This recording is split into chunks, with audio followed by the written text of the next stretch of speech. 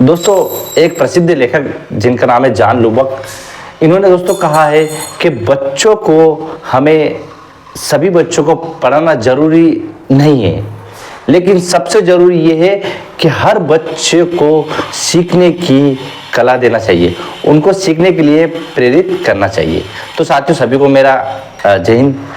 तो साथियों इसी के साथ सभी को मेरा जय हिंद। साथियों हम जो हमारा टॉपिक प्रतिशत चल रहा था, तो साथियों आज का जो प्रतिशत में टॉपिक है बहुत ही महत्वपूर्ण टॉपिक होने वाला है और सबसे ज्यादा सवाल यहीं से बनते हैं जो आज के टॉपिक में पढ़ाऊंगा, और इनमें ही बहुत सारा कंफ्यूजन है, यही छात्रों को उलझ जाते हैं, इन्हीं सवालों में उलझ जाते हैं। तो दोस्तों आज के जो आपको कभी नहीं उलझोगे और बहुत ही शॉर्ट तरीके से ऐसी ट्रिक लाया हूं जो आपको एक बार में सारी चीजें समझ में जाएगी, और जो बड़े बड़े सवाल लगते हैं आप घबराते हो वो आज के बाद आप कभी नहीं घबराओगे।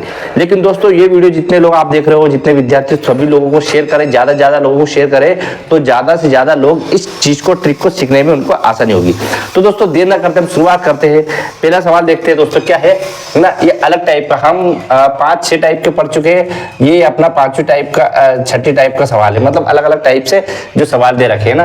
तो क्या है, किसी वृत्त की त्रिज्या को 12% बढ़ा देने से उसके क्षेत्रफल में कितने प्रतिशत की वृद्धि होगी, ठीक है, या 12% बढ़ा दिया। तो दोस्तों ये सवाल क्या है, देखो मेरी बात सुनो, इसमें दोस्तों आएगा क्या है, जैसे त्रिभुज आ गया, ठीक है, वर्ग आ गया, संभव आ गया, और भी जो जो चीज है, ये तो अगर आयत आ गया तो इन चीजों में क्या आ गया, जैसे आयत आ गया, घन आ गया, घनाभ आ गया, तो ये सारी चीजों में दोस्तों एक फार्मूला लगता है। तो देखते हैं हम क्या है, जैसे कुछ भी वृत्त दे दिया, आयत दे दिया, कुछ भी है, तो त्रिज्या को 12% बढ़ा देने से, है ना, 12% बढ़ा देने से दोस्तों क्या होता है, 12 हमेशा इसमें 2 का गुणा होता है। जो भी चीज अगर यहाँ पर ऐसा दे रखा है त्रिभुज वर्ग संभव, तो सब में 2 का गुणा होगा, आपको ध्यान रखना। अब वृद्धि की बात करें तो इसके आधार पर वृद्धि का चिन्ह लग जाता है, ठीक है, और यहाँ 12 पे 2 की घात और इसको सोल्व करना, बस ऐसे ही बनता है दोस्तों, इसका आंसर आप निकल जाएगा, ठीक है। तो यहां से अपन लेते हैं, तो 12 दूनी 24, ठीक, प्लस तो 144 भागित 100, ठीक है, 24, इसको अपन डिवाइडेड करेंगे तो 1.4, तो टोटल अपना क्या जाएगा 25.44 आंसर, ठीक है। याद रखना अपने को, जहां पर भी त्रिभुज वर्ग समबाहु त्रिभुज आयत घन, तो वहां पर इस टाइप का ये वाला, उसमें 2 का गुणा होगा, जो चीज भी दी जाएगी और उसका इसमें वर्ग आएगा, ठीक है। अगला सवाल देखते हैं इसी का, किसी वृत्त की त्रिज्या को 10% क्या है, घटा देने से, क्या बात करें, घटा देने से, घटा देने की बात करें तो 2 गुणित 10, घटा देने का चिन्ह माइनस आ गया, यहाँ बढ़ा दिया, ये वाला यहाँ वृद्धि बढ़ा दिया तो प्लस आ गया वृद्धि का, ठीक है, यहाँ कमी का, तो यह आ जाएगा 10 सोल्व कर लो, 20 माइनस 10 का इसमें करेंगे 100 बराबर 1, तो 20 माइनस 1, तो अपना क्या है 19 आंसर, ठीक है। आया समझ में, सरल सवाल, बहुत सरल है सवाल, ये सब बड़े लगते हैं, लेकिन इनको दोस्तों समझोगे तो आपको ऑटोमेटिक बहुत जल्दी आएगा। अगला सवाल दोस्तों बहुत इंपॉर्टेंट सवाल है, इसको समझना अपने को, ठीक है। चमनलाल अपनी मासिक आय का 20% भोजन पर, 30% वस्त्र पर तथा 15% मनोरंजन पर खर्च करने के बाद 700 रुपए बचा लेता है, तो उसकी मासिक आय क्या है। दोस्तों ये हर एग्जाम में, एसएससी बैंकिंग में ये सवाल जरूर पूछता है, बहुत बड़ा लगता है लेकिन ये बहुत छोटा है, छोटे में आप इसका आंसर दे सकते हो। दोस्तों कुछ नहीं करना, हमें क्या करना है, टोटल प्रतिशत कितना रहता है 100%, ठीक है। अभी यहाँ ले लेंगे अपन 100 डाला अपन ने, ठीक है। अब 100 में सबको इनको क्या करना पड़ेगा दोस्तों, यहाँ पर माइनस करना पड़ेगा, कितना है 15% प्लस, फिर सॉरी सबसे पहले 20% है ना, 20% प्लस फिर 30%, फिर प्लस 15%, ठीक। अब कुल का कितना है दोस्तों, कितने रुपए बच रहे उसके बाद 700 रुपए, बस इसको 100 कर लो, 100 का 100 यहीं डाल देते हैं, ठीक, इधर 100 का 100 इधर, अपन टोटल जोड़ लेते हैं पहले, तो 50 और क्या है 65 आ जाएगा टोटल, 65, 100 माइनस 65 करेंगे तो कितना जाएगा 35, तो डायरेक्ट यहाँ पर अपन लिखते थे दोस्तों डायरेक्ट 35, ठीक, कितने बचे 700, 35 का इसमें काटोगे तो 1 बार और 2 बार 20, तो टोटल क्या है 20 का इसमें लोगे तो 2000 रुपये उसकी मासिक आय। आया समझ में? कितना बड़ा सवाल था और कितनी जल्दी से सोल्व कर दिया। आपको देखना है क्या बोल रहा है, टोटल जो भी परसेंटेज दे रखता है उसको नीचे वाले हिस्से में ले जाकर जोड़ना है और उसको बस सोल्व करना है। ठीक है, अगला सवाल देखना। अब ये थोड़ा अंतर वाला है, ये अलग टाइप का सवाल है। क्या है देखना, इसमें क्या है, रमन अपनी आय का 20% भोजन पर, क्या है, रमन अपनी आय का 20% भोजन पर शेष का, ये सबसे बड़ी बात, इसमें अंतर आएगा, शेष का 25% वस्त्र पर तथा शेष का 10% यातायात पर खर्च करने के बाद में उसे 5400 रुपये बचा लेता है, तो उसकी मासिक आय क्या होता है। अब दोस्तों इसमें कुछ भी नहीं करना है। अब इसमें जहां पर भी शेष की बात करी, यहाँ पर क्या कुछ शेष की बात नहीं करी, लेकिन जब भी शेष की बात करेगा तो प्रत्येक सबको 100% मारना है। जैसे समझना, सबसे पहले क्या है, एक सवाल 100 में से अभी नीचे क्या 100% है, सही, तो 100 माइनस 20, ठीक। फिर नेक्स्ट, फिर क्या है भोजन, फिर 25% वस्त्र पर, तो 100, फिर 100 माइनस 25। मतलब कहने का तात्पर्य ये है कि जहां पर शेष आ जाता है तो सब में से 100 में से घटेगा, और जब शेष नहीं आता तो कुल में से सब में से ये 100 आएगा, इस टाइप से ये अंतर रहता है इसमें। ठीक है, फिर अगला क्या है, अगला फिर 10% यातायात पे, तो 100 माइनस 10, ठीक है। और कितना है अपना शेष, टोटल कितना है 5400 रुपये।